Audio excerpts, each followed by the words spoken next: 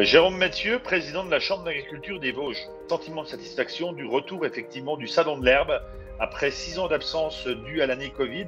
On est très satisfait et très heureux d'accueillir cette nouvelle édition du Salon de l'herbe et des fourrages parce que c'est un salon extrêmement important pour notre département. Comment la culture de l'herbe est valorisée dans les Vosges? Déjà, l'herbe dans les Vosges, ça fait partie de notre ADN. 60% de la SAU du département, c'est de l'herbe. Donc, comment elle est valorisée? Elle est valorisée, bien entendu, via l'élevage, via les nombreux élevages herbivores que l'on a dans le département. Et comment on valorise l'herbe? C'est aussi de dire que l'herbe, ce n'est pas de la cueillette, que l'herbe, c'est très technique, que l'herbe, il y a besoin de technique, de technicité, donc de main de l'homme, pour produire mieux et plus d'herbe et pour effectivement que l'herbe remplisse ses multiples vocations.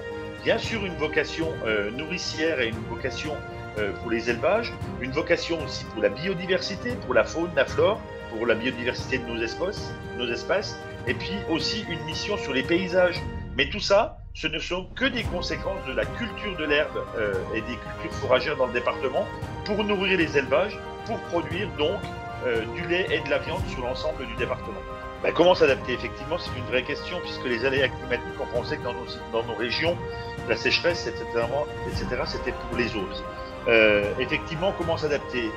La technique de la gestion de l'herbe et de la gestion des fourrages est très riche et effectivement, nos techniciens sur l'espace de conseil du Salon de l'herbe pourront vous donner des pistes.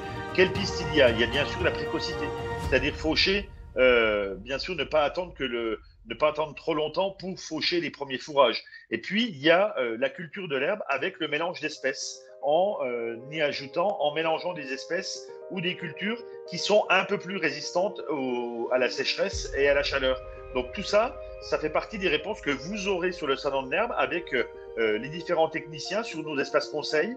Vous pourrez aussi, bien entendu, découvrir le matériel qu'il faut pour récolter cette herbe plus tôt, le matériel qu'il faut aussi pour cultiver différentes espèces pour justement valoriser et en tout cas avoir des prairies, avoir des espaces fourragers qui sont plus résistants à nos coups de chaleur et à la sécheresse. Donc encore une bonne raison supplémentaire pour venir effectivement à Mirecourt les 7 et 8 juin pour cette nouvelle édition du Salon de l'herbe.